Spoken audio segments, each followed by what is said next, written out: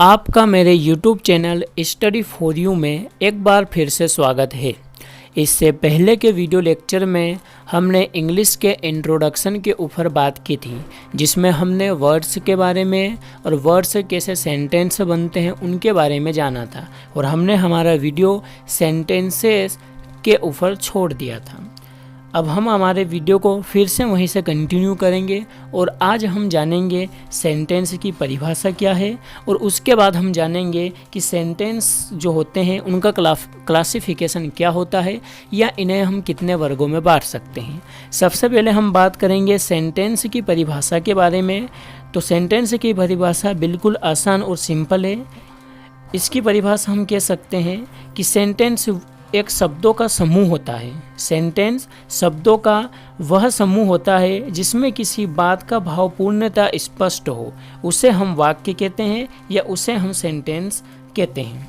अब हम बात करेंगे सेंटेंस के क्लासिफिकेशन यानी कि वर्गीकरण के बारे में। सेंटेंस को मुख्य रूप से 5 वर्गों में बांटा गया है। पहला जो वर्ग है वो है एसरेटिव सेंटेंस या डिक्लेरेटिव सेंटेंस, जिसे हम स्वीकारात्मक वाक्य या कथनात्मक वाक्य के नाम से भी जानते हैं। दूसरा हमारा आता है इंट्रोगेटिव सेंटेंस। थर्ड हमारा है इम्परेटिव सेंटेंस, जिसे हम आज्ञा सूचक वाक्य भी कहते हैं।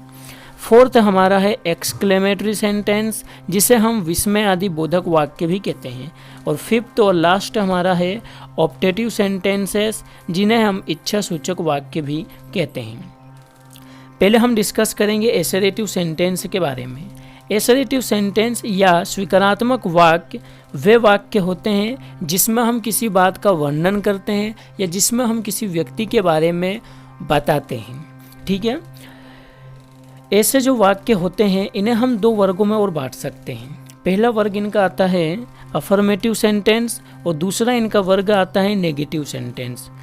यदि हम बात करें अफर्मेटिव सेंटेंस की, तो अफर्मेटिव सेंटेंस ऐसे वाक्य होते हैं या ऐसे सेंटेंस होते हैं जिसमें हम ना का या नहीं का प्रयोग नहीं करते, और जबकि नेगेटिव सेंटेंस या नकारात्मक वाक्य ऐसे वाक्य होते हैं जिसमें हम नहीं का या ना का प्रयोग करते हैं। अब हम एक उदाहरण से इसे समझने की कोशिश करते हैं। पहला उदाहरण है हमारे पास कि राम मेरा भाई है। तो ये एक अफर्मेटिव सेंटेंस है और ये एक एसरेटिव सेंटेंस है, क्योंकि हमने इसमें राम के बारे में बात की है कि राम मेरा भाई है, यानी कि उसका हमने छोटा सा वर्णन या छोटा सा इंट्रोडक्शन दिया है कि राम मेरा भाई है। तो इसमें हमने बात की है राम के बारे में, इसलिए ये हो गया एसरेटिव सेंटेंस। और एसरेटिव सेंटेंस में भी ये आता है अफर्मेटिव सेंटेंस की कैटेगरी में।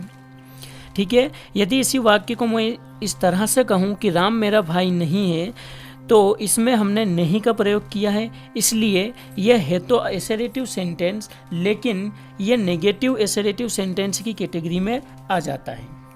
ठीक है, अगला हमारा प्रकार आता है इंट्रोगेटिव सेंटेंस, जिसमें हम किसी व्यक्ति से कोई प्रश्न पूछते हैं या किसी प्रश्न के बारे में बात करते हैं, और इसे प्रश्नवाचक वाक्य के नाम से भी जाना जाता है।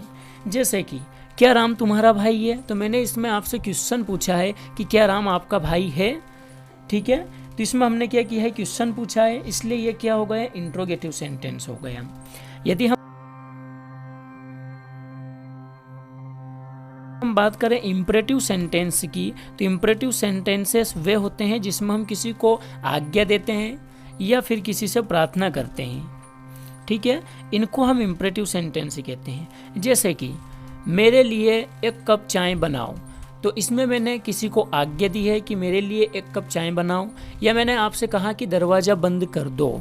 तो इसमें मैंने आपसे कहा है, यानी कि आज्ञा दी है आपको कि आप दरवाज़ा बंद कर दो।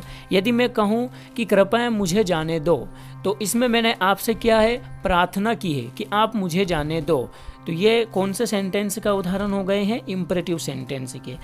आगे हम चलें तो आगे हमारा वर्गीकरण आता है एक्सक्लेमेटरी सेंटेंस, यानी कि विस्मयादिबोधक वाक्य। और ये ऐसे वाक्य होते हैं जिसमें हम हमारे दुख को, हमारी खुशी को, हमारी हैरानी को और हमारे डर को पूरी तरह से व्यक्त कर सकते हैं।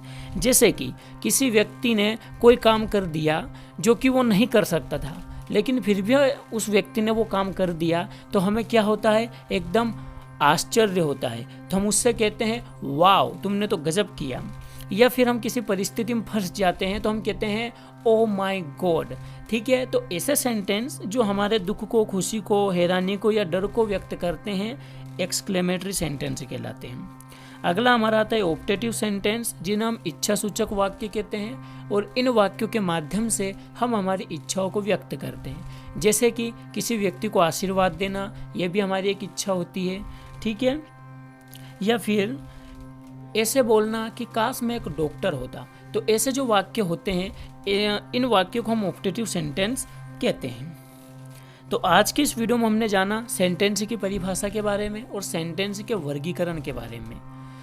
यदि आपको मेरा वीडियो अच्छा लगा है तो प्लीज़ लाइक कीजिए, सब्सक्राइब कीजिए और अपने दोस्तों के साथ इसे ज़रूर शेयर कीजिए। यदि आपको लगता है कि मेरे वीडियो में किसी चीज़ की कमी रही है तो आप प्लीज़ कमेंट करके मुझे बताइए, क्योंकि आपकी कमेंट से ही मेरा सुधार हो सकता है। Thank you.